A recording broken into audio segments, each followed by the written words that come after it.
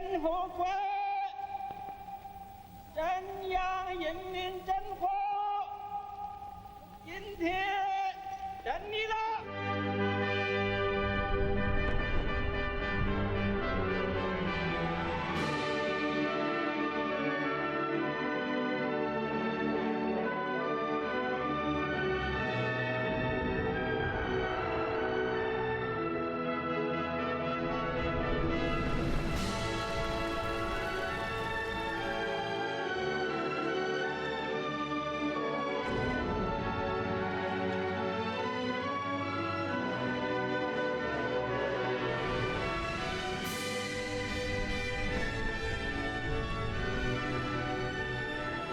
为建设富强、民主、文明、和谐、美丽的社会主义现代化强国努力奋斗。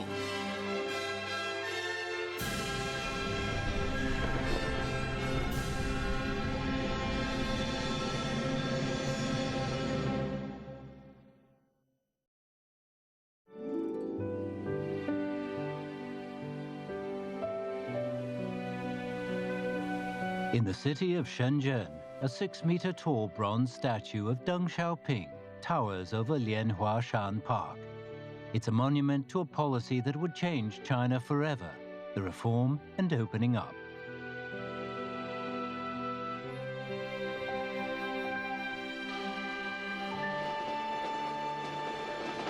In early 1992, Deng undertook a tour of southern China. The comments he made during that trip launched a deepening and speeding up of China's reforms. When, 20 years later, Xi Jinping first toured the country as CPC General Secretary, he made Shenzhen his first stop. He laid a floral tribute in front of the statue of Deng Xiaoping and planted a council tree.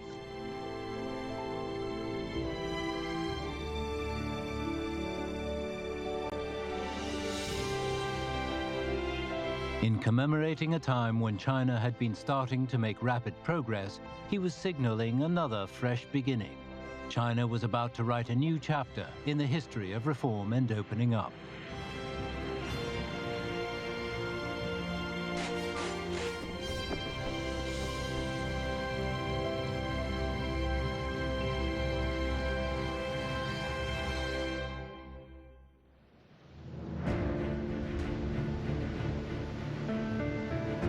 If the reform and opening up is likened to a river in full flow, then after more than 30 years, it has reached the sea. But here it is confronted by reefs, undercurrents and whirlpools. With the risks and dangers multiplying, the only option is to forge ahead.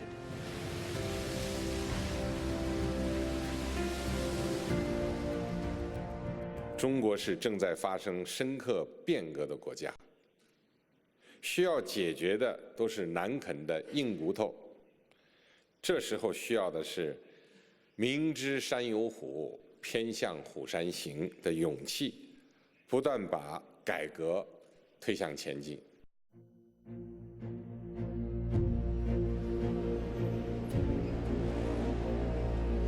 The aftermath of the international financial crisis is still being felt around the world today.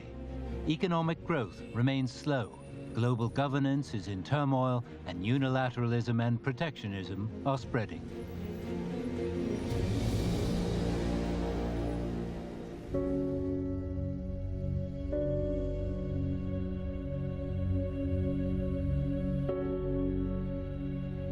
China is standing at a historic crossroads. The rapid development of the past has created a series of potentially damaging, deep-rooted issues. The economic structure is imperfect. The development in the cities and rural areas is unequal. Excess capacity exists in certain industries, and the environment is suffering from overexploitation.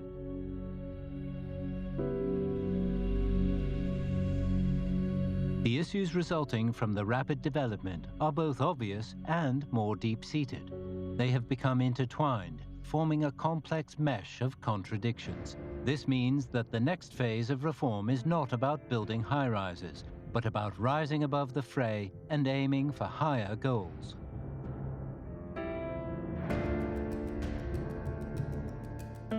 However, comprehensively deepening reform in a country of 1.4 billion people is no easy task. If reform is to be pushed forward, top-level planning must be strengthened.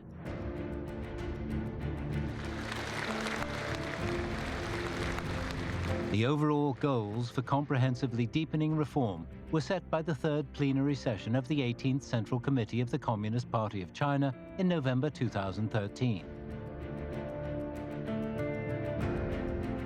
They are to perfect and develop socialism with Chinese characteristics and modernize the state's system of governance and its governing capabilities. The document setting these goals comprises over 21,000 Chinese characters. It covers 60 aspects of the reform and 336 specific measures for deepening it.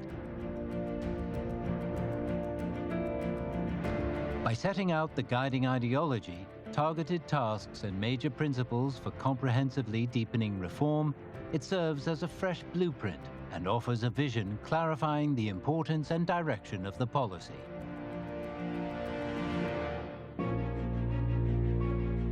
Reform, as it enters the deep water zone, encounters more problems, covers more areas, and produces deeper contradictions than ever before. Old approaches, such as departments acting independently, are no longer viable. Instead, it becomes necessary to concentrate on coordination and the systematic implementation of reform across every area.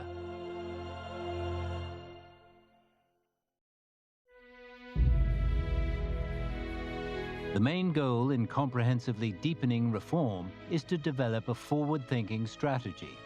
To this end, decisions should be taken that serve the objective requirements of the reform and reflect a deeper and more systematic understanding of it. Comprehensively deepening reform is a complex undertaking that extends into every field: politics, the economy, culture, society, ecological civilization, national defense, the military, and party construction.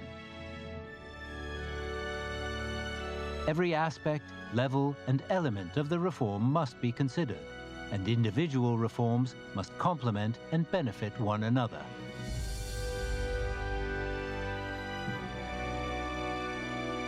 The CPC Central Committee established the Central Leading Group for Comprehensively Deepening Reform.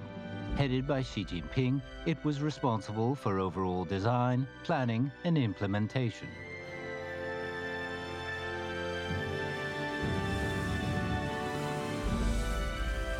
Despite the dangerous seas and treacherous shoals they are encountering, reforms are advancing steadily and vigorously in every field.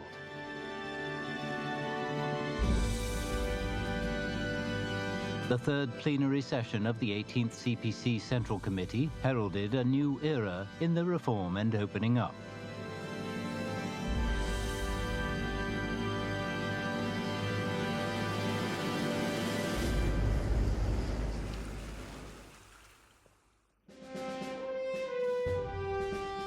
Comprehensively deepening reform takes into consideration both the present and the long-term situations.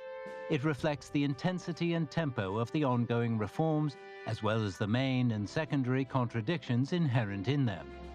Attention can be diverted to where it's needed the most by identifying the key points and planning for every eventuality. The economic system is a key focus of the effort to comprehensively deepen reform. The core issue is managing the relationship between the government and the market. During the reform and opening up, the CPC has deepened its understanding of this relationship. The third plenary session of the 18th CPC Central Committee stated, the market should play a decisive role in the allocation of resources, and the government should play a more effective role. The assertion represented another great theoretical leap forward by the CPC.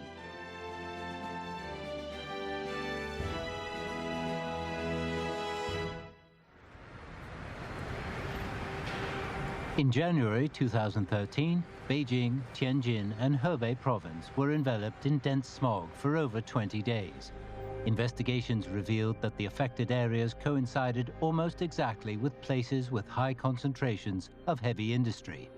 This proved the existence of a contradiction between development and the environment. China was the biggest steel producer in the world. and Hebei province accounted for much of its output. During peak periods, Hebei alone turned out more steel than the world's second biggest steel-producing country. Around the same time as the dense smog, the National Bureau of Statistics released its Economic Development Index for 2012. The data showed that China's economy grew by 7.8%. Under the influence of considerable downward pressure, it had fallen below 8% for the first time in the 21st century.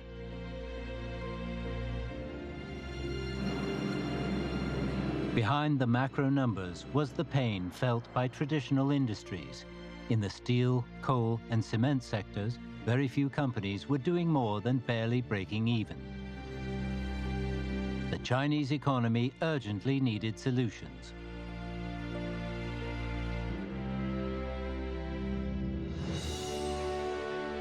Xi Jinping responded to the situation by introducing the concept of the new normal in economic development. This new normal reflected the reality that economic growth was slowing. The economic structure needed optimizing, and the focus should be shifted to new fields. As growth slowed from fast to medium fast, the economy was going from being investment-driven to innovation-driven. The new normal was a scientific explanation of the theoretical and practical question of how the economy was faring.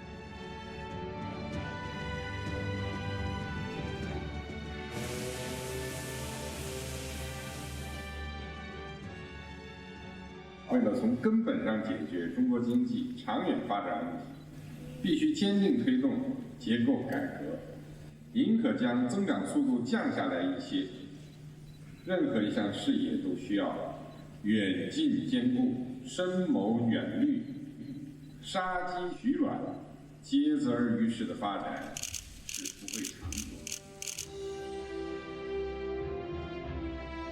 If it was to adapt to the new normal, the Chinese economy needed fresh solutions. In 2015, Xi Jinping pointed out that sustained economic development could be generated and a jump in productivity achieved by strengthening structural supply-side reform and improving the quality and efficiency of the system of supply.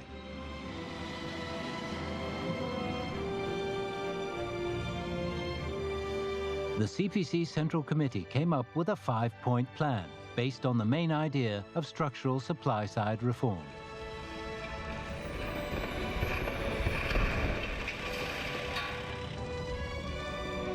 Like a soldier who cuts off an infected hand, the Chinese economy rid itself of its old development concept. Henceforth, development would be new and high quality. It would focus on efficiency and be driven by innovation.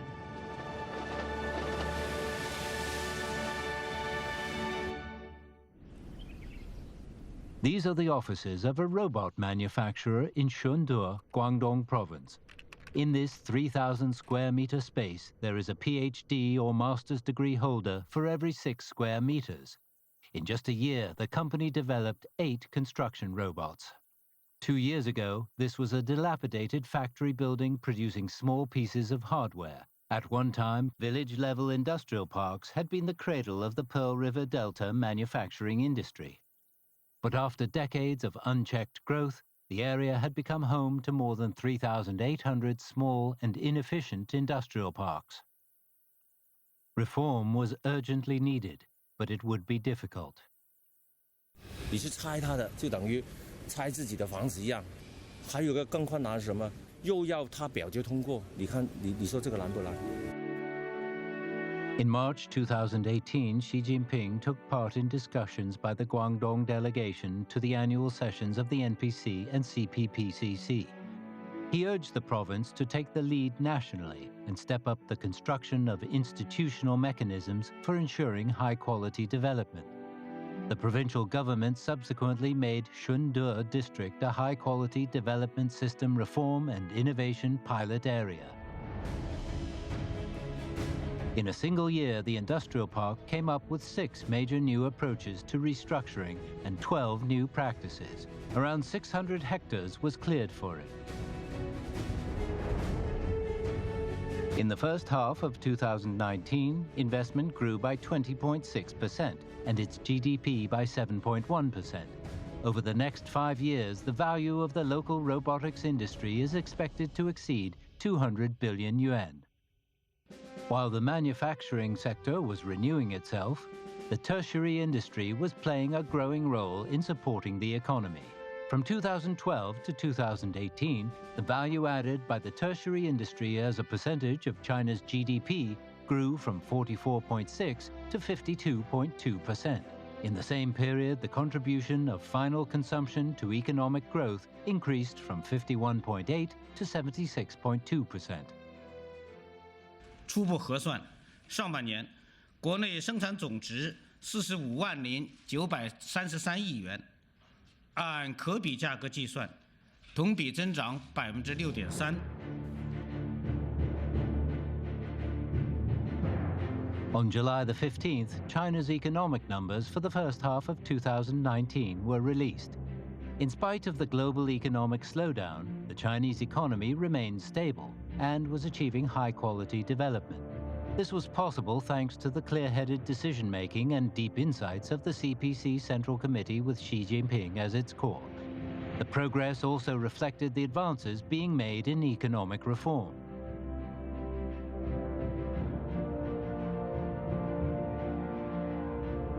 Profound structural changes were breaking the Chinese economy out of its cocoon. This situation made it essential to embrace the new development concept of innovation, coordination, green development, openness, and sharing.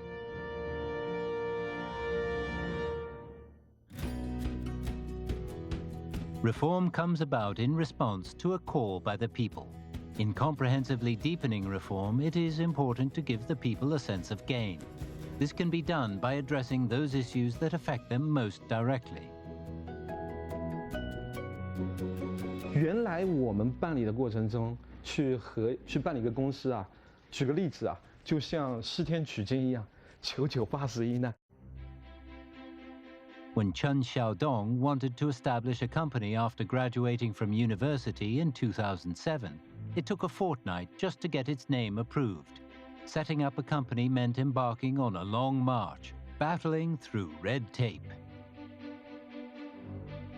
最多跑一次啊，就是为了解决老百姓、企业办事难、办事烦这个来回跑、反复跑等等一些不方便的问题。所有的部门所有的工作人员要以整体政府的理念破除政府部门的壁垒。 The one-stop shop reform was designed to do away with the old system of several dozen departments acting without coordination. A trial was conducted by the city of Hangzhou, in which the handling of 991 items was centralized. Through it, the CPC demonstrated its determination to carry out reform, however difficult it might be. 现在完全不一样了然后这次我们还体验了一下那个整个在线办理，只需要我们在网上下载个 APP， 然后呢，把办理的内容确定下填入进去以后，我们签字用手签，然后只要确认一下，第二天营业执照就可以拿了。那如果我们自己去，他会寄给我们；如果我们去拿，当天就可以办好。从原来的要跑很多趟，到变成了只要跑一趟，到现在的不用跑。 现在政府真的发生了很多的变化。 Based on the experience gained in Hangzhou, the one-stop shop reform is being carried out nationwide. Comprehensively deepening reform covers areas including finance and taxation, the streamlining of administration, the delegation of power, and the optimizing of pricing. Reforms of the commercial system are also moving forward. A negative list for market access has been adopted, and the concepts of mixed ownership, property rights protection, and the protection of entrepreneurs are being embraced. Simultaneously, state-owned capital and other types of capital ownership are complementing each other and developing together. The World Bank's Doing Business 2019 report ranked China 46th out of 190 economies in terms of its business environment. This is an improvement of 50 places since 2013. The reforms that are coming into effect one after another are injecting fresh vitality into the market.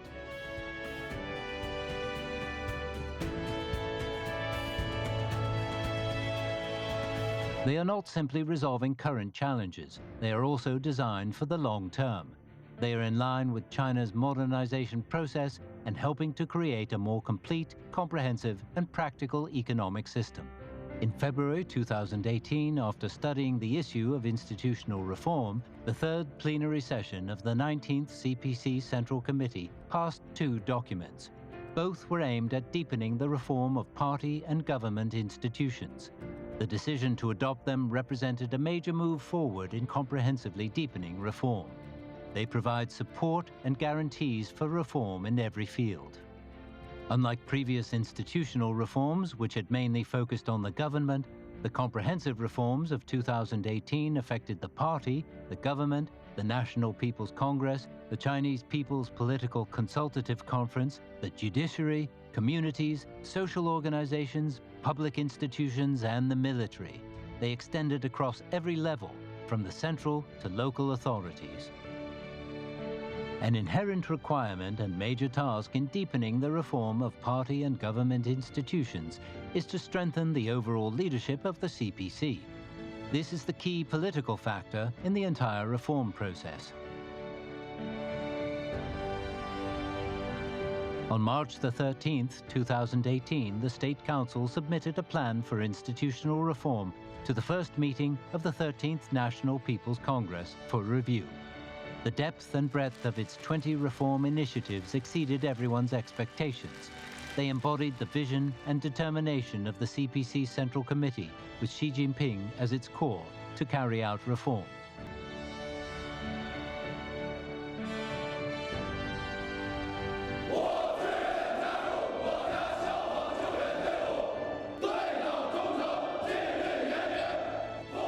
Institutional reform is now advancing with irresistible force, following the timetable and roadmap laid out by the CPC Central Committee.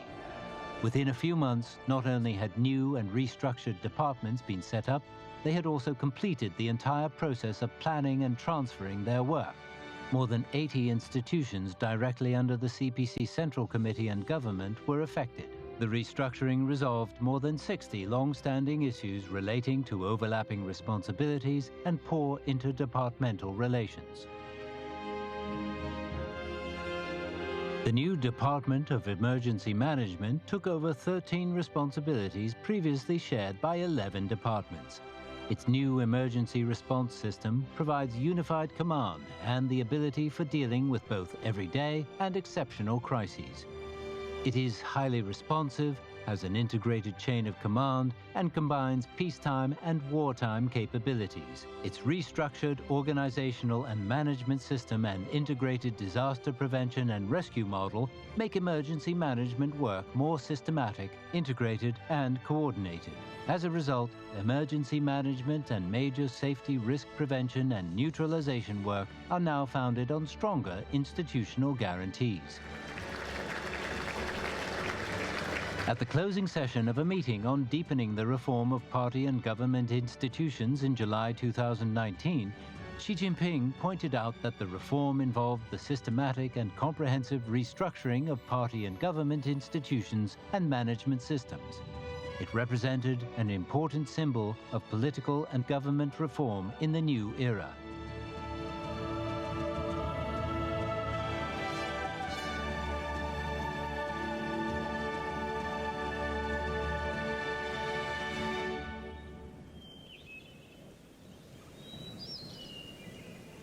Land ownership has always been at the heart of reform in the Chinese countryside. As the overall reform progresses, the land provides a starting point, a source of sustenance, and fresh opportunities for deepening systematic reform. 现在我们这个无人机喷洒农药，比原先喷洒农药它的效率高了20倍也多。 Wang Yanli from Wangjuan village in Zhaozhuang City, Shandong province, can't hide his excitement when he describes the benefits of land transfer. Yet in 2012, he lost a lot of money when villagers who had transferred their land to him suddenly demanded it back. 我们给老百姓订合同没有法律依据。When land ownership is unclear, it creates worries both for those who contract it and for those who use it. In September 2014, the 5th meeting of the leading group for comprehensively deepening reform set the tone for rural land reform. It proposed separating the 3 rights of rural collective land ownership. In November 2016, the opinions on improvements to the method of separating the rights of ownership, contracting, and management of rural land was issued. Building on the system of collective land ownership, the right of contracting was given to the contractor, while the right of management could be transferred. This was the biggest innovation in land reform in rural China since the adoption of the household responsibility system. 这有了这个政策，我们订了合同，我们就放心了，就大胆地干，长期的稳定的投入。 The wheat-growing collective Wang Yanli established with several friends has signed land transfer contracts with some 1,900 farmers. Through a 10 million yuan investment, they have turned the 550 hectares into a large-scale farm. In 2018, they established an intensive grain processing company. Standardized new technology carries out 98% of the work.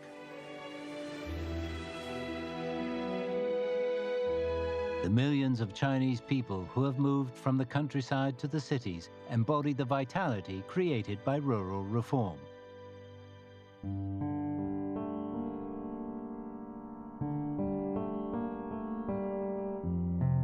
For many years, rural migrant workers were the backbone of the labor force building China's burgeoning cities. But life wasn't easy. Although they lived there, they didn't enjoy the same access as the urban residents to public services, such as education, employment opportunities, social security, medical treatment, and affordable housing. The 3rd plenary session of the 18th CPC Central Committee accelerated the reform of household registration. In June 2014, the Central Committee's leading group for comprehensively deepening reform adopted a proposal for a new household registration system. By allowing farmers to settle in cities, the new system would hasten the tearing down of barriers between city and countryside. Cities with a population of less than 1 million would remove all residence restrictions.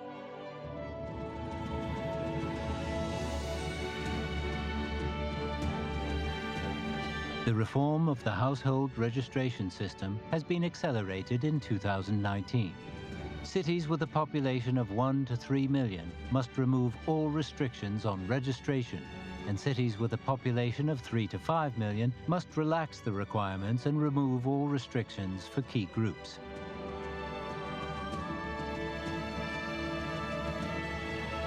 把农村户口直接迁移到市里来了，这样的话，就是我们孩子上学也是比较方便。同时呢，我们还可以享受城镇的一些医保和住房的一些保障啊。也就是说，我们的生活算是整个融入到城市里面了。From 2014 to 2018, more than 90 million rural migrants became city residents. China's urban population thus grew to 43.37% of the total. The CPC Central Committee's goal of granting permanent urban resident status to 100 million migrant workers has now almost been achieved.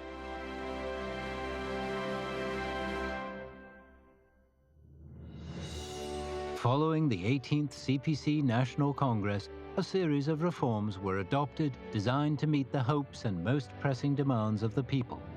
As their expectations for social equality and justice were met, the people felt a sense of gain, happiness, and security. 我生第一个宝宝的时候，要办完出生证，然后再回老家长口去办户口本啊，然后再到环保所去办这种接种疫苗卡。现在的话，我在医院可以一次性把这些证啊和手续全部办完。 The 5th plenary session of the 18th CPC Central Committee decided to allow all married couples to have a second child.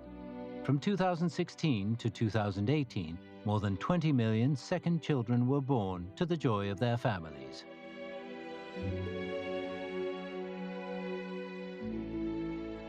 As China's financial strength grows, its social security net is also becoming more secure. Health insurance subsidies have nearly doubled since 2012, and more than 70% of hospital stay costs can be reimbursed. In 2018, 17 types of cancer drugs were included in the health insurance scheme, with an average price reduction of 56.7%.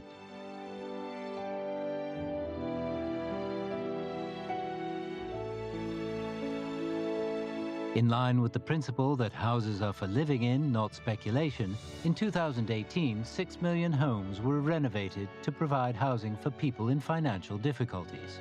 Education reforms are also being stepped up. More than 90% of handicapped children now have access to schooling, and nutrition improvement plans for students cover every impoverished county. As for seniors, medical treatment is being integrated into their health care at an increasing pace, and the market for elderly care services is being opened up. The 18th CPC Central Committee convened 38 meetings of the leading group for comprehensively deepening reform.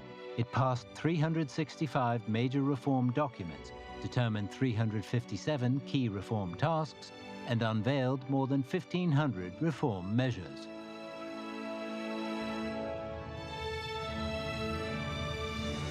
In China today, key reforms are progressing steadily in many fields. They include the economy, education, the judiciary, environmental protection, elderly care, employment, medicine, sanitation, and party building and discipline. A main framework for comprehensively deepening reform, consisting of multiple pillars in every field, has basically been established.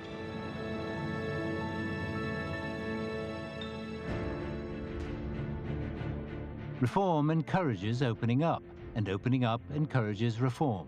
China, as it adapts to the globalization trend, is swimming boldly into the open sea of the international market and continuously increasing its openness. Pudong, on the east bank of the Huangpu River, opposite the Bund in Shanghai.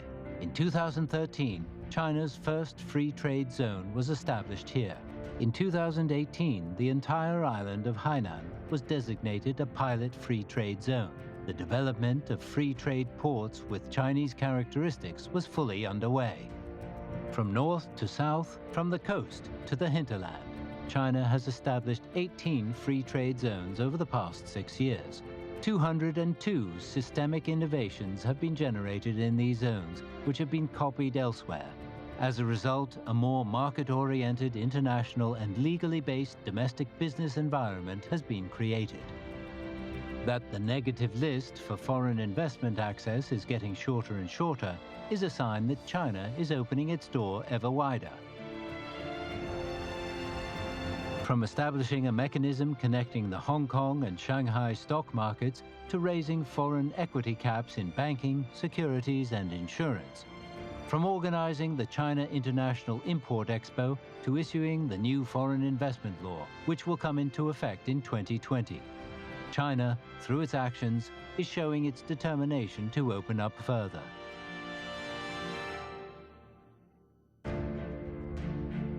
During his opening remarks at the Boao Forum on April the 10th, 2018, Xi Jinping stated that China would ease foreign equity restrictions, especially in the automotive sector. 7 days later, the National Development and Reform Commission unveiled a policy to remove foreign equity caps on special use and new energy vehicles. Tesla, which had for many years wanted to build a factory in China, was among the first to take advantage of the new policy. In July 2018, the company signed a cooperation agreement and a land lease contract 3 months later. On July the 1st, 2019, work began on the first wholly foreign-owned new energy vehicle manufacturing project in China, the Shanghai Tesla Gigafactory in the Lingang Industrial Zone. In August 2019, installation began of the production equipment at the 90-hectare facility. Tesla is not the only company to enjoy such support. Free access to investment, trade, financing, logistics, and employment services is widely available. China, where data flows safely across international borders and internationally competitive tax laws and policies are in force, is systematically opening up to the world.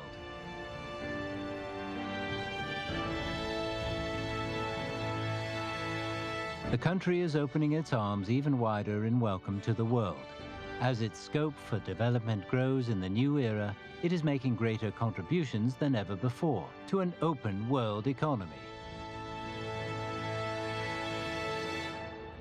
古老的大地重生崭新的神话，诗和远方的目标。 Practice has proven that the reform and opening up has been essential in helping the CPC and the Chinese people keep abreast of the times. It's the only path that allows the country to stick to and develop socialism with Chinese characteristics.